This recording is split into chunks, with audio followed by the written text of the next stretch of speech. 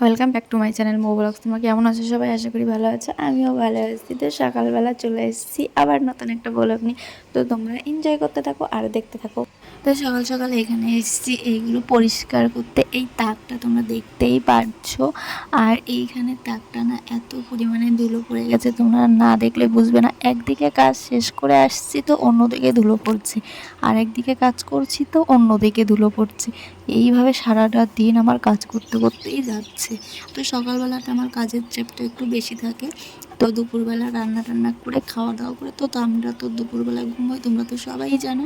তো সকালবেলায় এটাই দেখছি আমার কাজের চাপটা বেশি। তো এইখানে প্রথমত আমি ভালো করে সাবান দিয়ে ডলে নিচ্ছি, যেহেতু সার্ফ না দিলে উঠবে না, সার্ফ বা সাবান না দিলে। তো সেইগুলোই করছি, যেহেতু এখানে কি বলো তো, আমার তো ঘরে কিচেন চিমনি নেই, আর তেল তেল ভাব পড়ে যাচ্ছে। তোর জন্য সার্ফ দিয়ে বা সাবান দিয়ে ডলা লাগে, পরিষ্কার করা লাগে। তার জন্য আমি সার্ফ বা সাবান দিয়ে পরিষ্কার করে নিচ্ছি। আর ডলতে ডলতে আমার ভাত মনে হচ্ছে ব্যথা হয়ে যাচ্ছে, এতটা তেল কাস্টে পড়ে গেছে এইখানে। তো তারপরে কী হয়েছে বলো তো, আমি জল দিয়ে তারপরে আবার সেটাকে ভালো করে পরিষ্কার করে নিচ্ছি। আর যদি পরিষ্কার না করি তাহলে এখানে কিন্তু সাদা সাদা হয়ে থাকবে, যে সাবানের যে রইটা, সেটা ভালো করে পরিষ্কার করে না নিলে সাদা হয়ে থাকবে। আর এইখানে আমি দেখো কৌটাগুলো ভালো করে পরিষ্কার করে নিচ্ছি, যেহেতু কৌটার মধ্যে চিনি, চাপাতি, বিস্কুট সবই রয়েছে, তো খুলতে পারছি না। আর উপর দিয়ে ভালো করে আমি পরিষ্কার করে নিচ্ছি, ওর মধ্যে জল গেলে আবার যাবে নষ্ট হয়ে। চলো আস্তে আস্তে কাজগুলো কমপ্লিট করি, অত তাড়াহুড়ো করলেই হবে না।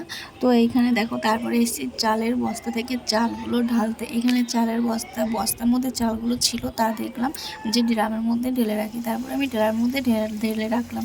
তারপরে এসেছি রান্না করতে বাইরে। আজকে গ্যাস শেষ হয়ে গেছে, আমি কেবল বসিয়েছি মাছ, আর এখন দেখি সেই গ্যাসটাই শেষ হয়ে গেছে। তারপরে আবার বাইরে চলে আসলাম রান্না করতে। আর আমার এইখানে দেখো মাছের ঝোল রান্না করা হয়ে গেছে। তারপরে বসিয়েছি হচ্ছে কচু, মানে পানি কচু এনেছিল বাবা, সেই শাক ডগাগুলো বসিয়েছি, ভাপাতে দিয়েছি প্রথমত, তারপরে জলটা ফেলে আবার তেলে বসাবো।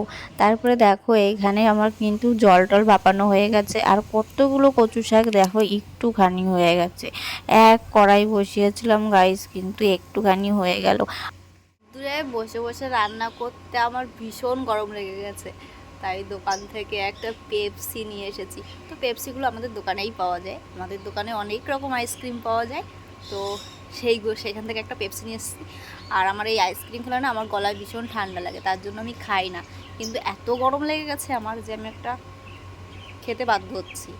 তো জানি না গলার অবস্থায় কী হবে, কালকে বোঝা যাবে। তো চলো দেখতে থাকো। আর এখন বসেছি হচ্ছে ভাত, দেখো ভাত হচ্ছে, আর কি রোদ্দুর দেখো, ওইখানে বসা যাচ্ছে না, তার জন্য এই ছাওয়া জায়গায় বসে আছি। তো চলো তোমরা দেখতে থাকো। তারপরে দেখো গাইজ এইখানে সবাই যাচ্ছে ঠাকুরনগর, আর আমি ঘরে বসে বসে বসে মন খারাপ করছি, কারণ আমি যেতে পারছি না। হ্যাঁ, আমার ঠাকুরনগর যেতে খুব ভালো লাগে, কিন্তু আমি যেতে পারি না কোনো বছর, কারণ তোমাদের দাদাভাই যেতে দেয় না এই গরমে। অনেক লোকের ভিড় হয়, যেহেতু সব জায়গার লোক আসে, প্রচণ্ড পরিমাণে ভিড় হয়, তার জন্য তোমাদের দাদাভাই যেতে দেয় না। কিন্তু আমার যেতে খুব ভালো লাগে, কি করব গাইস। এদিকে বরমশাই বলছে হ্যাঁও বলতে পারি না, নাও বলতে পারি না, এই কষ্টটা আমার মনের মধ্যে রয়ে গেছে। তো দেখি যদি চেষ্টা করি সামনের বছর যাব। তো এখানে সবাই যাচ্ছে, আর দোকানেও আসছে কিছু সদাই নিতে, মানে কিছু ওদের দরকারি জিনিস মালপত্র নিতে। আর এইখানে দেখো কত দল যাচ্ছে, আমাদের এইখান দিয়েও জল যায়, দুটো করে, দুটো তিনটে দল যায়, কিন্তু পাশের গ্রামের থেকে অনেক দল যায়। দেখো গাইজ কত লোক যাচ্ছে, আর আমার মনটা পড়ে আছে এখন হচ্ছে ঠাকুরনগরে। তো তোমরা কে কে ঠাকুরনগর যেতে ভালোবাসো তোমরা কিন্তু একটু কমেন্ট করে জানাবে। আমার তো বেশ ভালোই লাগে ঠাকুরনগর যেতে। হ্যাঁ, তারপরে এই দেখো রাত্রিবেলা খাওয়া দাওয়া করে চলে এসেছি ঘুমোতে। আর তোমাদের দাদাভাই আজকে এখনও বাড়ি আসেনি, অনেক রাত হয়ে গেছে, আমাদের খাওয়া দাওয়া কমপ্লিট হয়ে গেছে। আর এইখানে আমি এখন বিছনা করতে চলে এসেছি, ছেলে কিন্তু ঘুমোতে চলে গেছে ওর ঠানুর কাছে, আর আমি এখানে একা একা এখন বিছনা করতে এসেছি।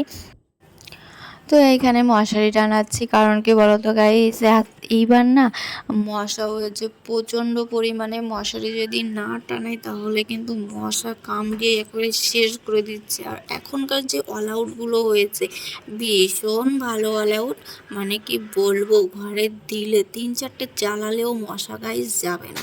তার জন্য ভীষণ পরিমাণে মশা। অল আউটে তো ভীষণ কাজ হচ্ছে, তো বুঝতেই পারছো, তার জন্য মশারি আমাকে টানাতে হচ্ছে। তো এইখানে একটা মজাদার জিনিস হয়েছে, আমি আজকে মশারি টানাতে এসে আমি নিজেই পাগল হয়ে যাচ্ছি। একবার এই পাশ টানাচ্ছি, একবার ওই পাশ টানাচ্ছি, মানে ভালো করে ফিটিংস হচ্ছে না, এক পাশে বড় হচ্ছে এক পাশে ছোট হচ্ছে। তো এইটা নিয়ে আমার মাথা খারাপ হয়ে গেছে। দেখো আমি কতবার খুলছি এটা নিয়ে, তো পরে ঠিক মতন হলো এইবার টানানো। তো আবার মাথাটা পুরো খারাপ হয়ে যাচ্ছিলো গরমের মধ্যে। এই দেখো আবার খুলেছি, দেখেছো কতবার খুলছি, বারবার শুধু খুলেই যাচ্ছি, মোটে আমার মশারিটা টানানো হচ্ছে না আজকে। কি হয়েছে কে জানে, মন মেজাজ ভালো নেই, তোমাদের দাদাভাই বাড়ি আসছে না এখনো, মনটাও খারাপ যে ঠাকুরনগর যেতে পারছি না, আমাকে যেতে দেওয়া হচ্ছে না। তাই ভাবলাম যে কি করব, ঘরের মধ্যে একা একাই আছি এখন, মশারিটাই টানাই। তো এখানে মশারি টানিয়ে আবার পাতাচ্ছি ভালো করে, নাহলে তো মশা ঢুকে আবার সেই কায়দায় কামড় দেবে আমাকে, আর রক্তগুলো আমার চুষে চুষে খাবে। এমনি আমি রোগা মানুষ, রক্তগুলো খেয়ে ফেললে আমি ভাই শেষ হয়ে যাব। তো গাইজ ভিডিওটা আর বড় করছি না, ভিডিও যদি ভালো লাগে like comment share and subscribe করে দিও, আর যারা ফেসবুক থেকে দেখছো তারা ফলো করে নিও।